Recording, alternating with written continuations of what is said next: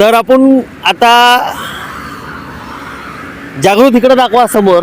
आपण जे चौथरा हैदराबाद नाका आहे इकडं आलो. आपले जे बसवेश्वर महाराज आहेत जागृत, हे हायवे रोड आहे आपला, पूर्ण नॅशनल हायवे रोड आहे. दाखवा, मोठे मोठे गाड्या येत आहेत तिकडं, पूर्ण तिकडून दाखवा. आता आपण ठीक 10 वाजलेत. जागृत घड्याळकडे दाखवा. हे बघा 10 वाजलेत आणि आपण हायवे रोडवर आलो. आपले बसवेश्वर महाराज तिकडे थांबलेत, आपण त्यांच्याकडे जाणार आहोत. हे सगळे लोक ट्रस्टी ही मूर्ती घेऊन आपल्या गौतम चौकात येणार आहेत आणि तिथं फिटिंग होणार आहे. बरोबर 12 वाजून 1 मिनिटाला ही मूर्ती स्थापन होणार आहे. आपल्याबरोबर अध्यक्ष आहेत केंगनाळकर, परत अजून जगदीश अण्णा आहेत, मुस्तारे आहेत, आपले मोठे वरिष्ठ अण्णा आहेत. अजून हे सगळेच लोक आहेत. मूर्ती चिंचोळी साहेब आहेत आणि त्यांच्याबरोबर आपण संवाद साधणार आहे. ही मूर्ती हायवे रोडवरनं हे घेऊन चाललेत. प्रत्येक जे मला सांगा अध्यक्ष साहेब, ह्या वर्षी जे तुम्ही अध्यक्ष आहेत आणि तुमच्या काळामध्ये हे सगळं डेव्हलप व्हावं लागलं आहे, मूर्ती स्थापना व्हावं लागली, मेंटेनन्सचे भरपूर कामं झाले, तुम्हाला कसं वाटतंय? खरं हे मागच्या जन्माची आमची काहीतरी पुण्याई आहे. लक्षात असू दे सोलापूरकर, केंगनाळकरची मागच्या जन्माची पुण्याई आहे असं हे म्हणतात. ह्याच वेळेस अध्यक्ष होणं आणि माझे वडील उपमहापौर असताना ह्या ठरावामध्ये त्यांचीही सह्या होते. बंडाप्पा मुनाळे ज्यावेळेस महापौर होते त्यांना सहकार्य करण्यात आणि हे पुतळा सुरुवातीला बसवण्यात माझ्या वडिलांचंही सहकार्य होतं. त्यानंतर आता आमचे ट्रस्टी जगदीश अण्णा पाटील असतील, मनीष काळजे असतील, त्याचप्रमाणे अक्षय अंजखाने असतील, प्रत्येकाने आपलं सहकार्याने निधी देऊन आज एवढं पुतळ्याचं सुशोभीकरण करत आहे आणि हे पुनर्स्थापना होत आहे. ह्याच्याबद्दल फार फार आनंद आहे. 5 कोटी वीरशैव लिंगायत समाजाचा आस्था आज मन भरून आलं आहे आमचं. मला सांगा अण्णा, उद्याच्याला आता मूर्ती तर हे फिटिंग होणार आहे, किती वाजता बरोबर हे जी मूर्ती आहे फिटिंग होणार आहे? ह्याचं तुम्हाला धार्मिक भरपूर आहेत अण्णा, एवढ्या वाजता हे टायमिंगला हे व्हायला पाहिजे, यांच्याकडे लय शास्त्र असतात. अण्णा, आता रात्री 12 वाजून 1 मिनिटानंतर सोमवार सुरू होतो. ग्रामदेव शिव सिद्धरामेश्वरांचं ही पुण्यभूमी आहे, पुण्यनगरी आहे. सोमवार हा दिवस शिव सिद्धरामेश्वरांचा आहे.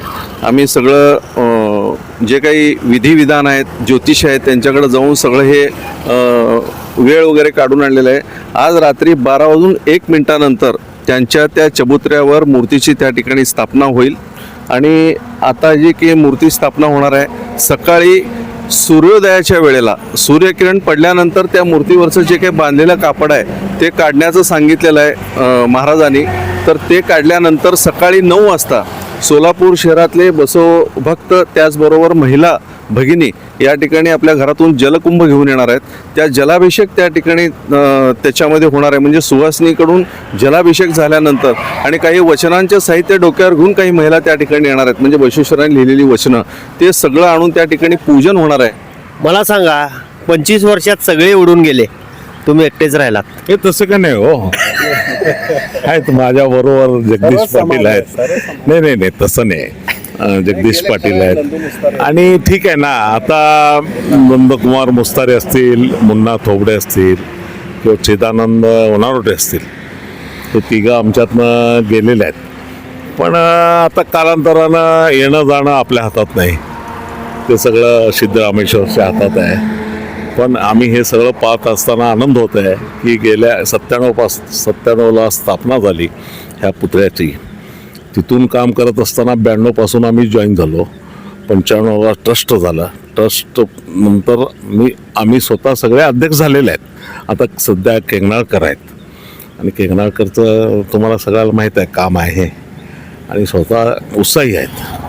तर सगळ्यात मोठं बाब म्हणजे तिथून आजपर्यंत जे पुतळा हलवलं गेलं नव्हतं 39 वर्षात, तर आजच्या तारखेला पुतळा परत. लक्षात असू दे, 39 वर्ष झाले आपली बसवेश्वर महाराजांची मूर्ती स्थापन करून आणि 39 वर्षापासून आत्ता ही मूर्ती रिपेरीला काढली आणि परत ते तिथं स्थापना करणार आहेत. हां, तर उद्या 13 तारीख सोमवार म्हणून सोमवारचा दिवस मुद्दाम निवडला गेला आहे. ग्रामदेवत श्री सिद्धरामेश्वरांचं वार आहे आणि त्या दिवशी वीरशैव परंपरेनुसार त्याचा रुद्राभिषेक, जलाभिषेक आणि महापूजा होईल, त्याचं प्रतिष्ठापना होईल.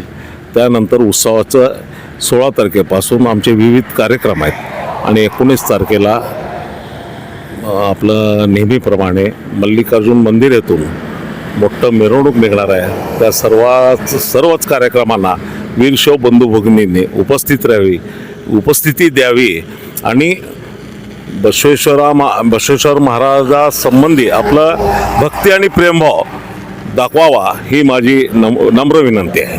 धन्यवाद. मुस्तारे साहेबाकडे जाऊ म्हण या जागृत. मला सांगा मुस्तारे साहेब, काय इतिहास आहे मूर्तीचा? जेव्हा 82 ते 85 काळात माझे बंधू नंदकुमार मुस्तारे असतील, मुन्ना महेश तोगडे असतील, चिदानंद होनारट्टे व माझे आता असलेले सन्मान्य जगदीशजी पाटील व त्या युवा सहकारने त्या काळात, त्यांच्या युवा काळात त्यावेळी महात्मा बसवेश्वरांचा मूर्ती बंडाप्पा मुनाळेंनी सोलापुरात बसवली. या मूर्तीचं विशेष म्हणजे कर्नाटकात सुद्धा एवढी सुंदर, एवढं भव्य मूर्ती कुठे नाही. मला आज एक भाग्याचा दिवस आहे. ज्या आमच्या मोठ्या बंधू लोकांनी म्हणजे काम करत आलं त्याचं आज 39 वर्षांनी मी त्या मुस्तारे परिवाराचा एक सदस्य म्हणून, एक लिंगायत मला अभिमान आहे की माझ्या कारकीर्दीमध्ये मूर्ती प्रतिष्ठापना पुन्हा एकदा होत आहे. म्हणजे माझ्या घराण्याला पहिल्या नंदकुमार मुस्तारे, त्यानंतर मी व माझ्याबरोबर असलेले सगळे सहकारी, गणेश चिंचोळे असतील, त्यावेळी ट्रस्टी रेवणसिंह डावजे त्या काळचे, नंतर आता सध्या असलेले उत्सव समिती अध्यक्ष केंगणाळकर, हे त्यांचंही भाग्य आहे. कारण त्यांच्याही वडिलांचं पुण्य आहे की त्यांच्या कारकीर्दमध्ये हे बसवेश्वर पुतळा पुन्हा एकदा प्रतिष्ठापना होत आहे. मी आज माझ्या भावना मी जास्त बोलू शकत नाही, परंतु आनंद एवढा आहे की ह्या हा मूर्ती बसवत असताना पुन्हाच एकदा आम्हाला आमच्या डोळ्याने आम्हाला भाग्य बघायला मिळालं. ते आम्हाला आमच्या आयुष्यातलं सगळ्यात मोठं क्षण आहे. मी फक्त आपल्या सोलापूरच्या वीरशैव लिंगायत बांधवांना आव्हान करतो, बसव भक्तांनी जे बसवेश्वरने आपल्यासाठी केलेलं आहे त्यासाठी आपण त्याचं ऋण म्हणून आपण बसवेश्वरच्या सगळ्या कार्यक्रमाला कोणीही ठेवू दे त्यांनी आपण उपस्थित राहावं असं मी नम्र आवाहन करतो. धन्यवाद. अध्यक्ष साहेबाकडे जाऊन मला सांगा साहेब, पहिल्यांदा जेव्हा बसवेश्वर महाराजांची मिरवणूक निघाली त्यावेळेस किती मिरवणुका होत्या? त्या संख्या होती प्रमाणात, मोठ्या प्रमाणात, पण आपल्या समाजातल्या एका घटकाने विनाकारण समाजामध्ये तेढ निर्माण करून, मी स्पष्ट बोलतो, फूट पाडून आज समाजामध्ये विनाकारण तमाशा व्हायला आहे.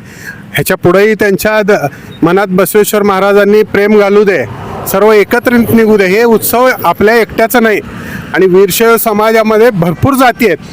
म्हणजे फक्त लिंगायतच नाही, लिंगायत आहे, साळी आहे, माळी आहे, कोळी आहे, सर्व समाजाचं एक प्रतीक आहे बसवेश्वर महाराज. म्हणून तिथं कुठलंही राजकारण न करता ह्याच्या पुढं एकत्रित मिरवणूक निघावं आणि हे शोभून दिसावं एवढंच मी अपेक्षा करतो. एकत्र मिरवणूक निघाला पाहिजे आणि शोभून दिसायला पाहिजे असं केंगणाळकरांचं म्हणणं आहे.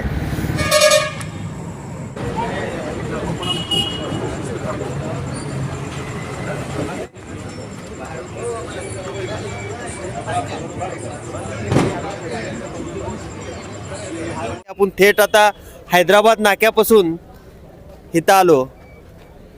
जे बसवेश्वर महाराजांचं ब्रीद वाक्य आहे, जे स्वतःचे काम आहे ते प्रामाणिकपणे करा, हे महापालिकेचे पूर्ण अधिकारी करतायत बरं का. प्रामाणिकपणे करतायत. जे लेडीज आपले सिंगम आहेत, महापालिकेचे भूमी व मालमत्तेचे अधिकारी आहेत, सारिका अकुलवार, जसं बसवेश्वर महाराजांचं ब्रीद वाक्य होतं, आपले स्वतःचे काम जे आहे. मॅडम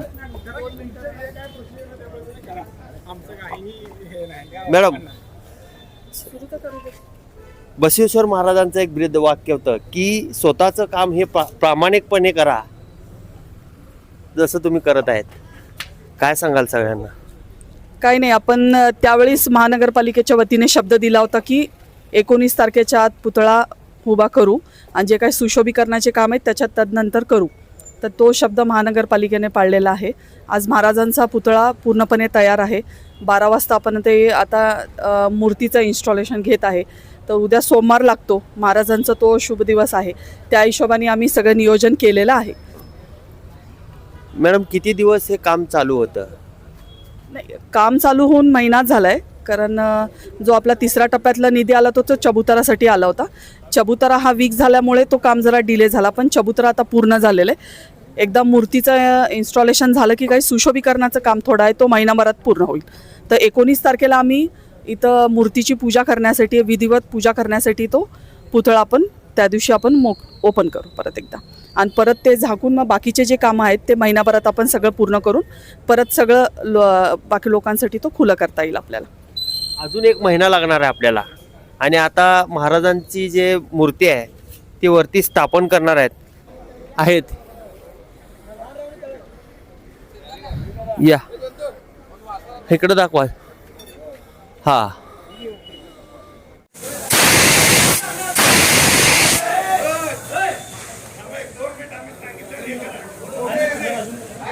उडवा म्हणताय की फोटोग्राफर तुम्ही नको म्हणता.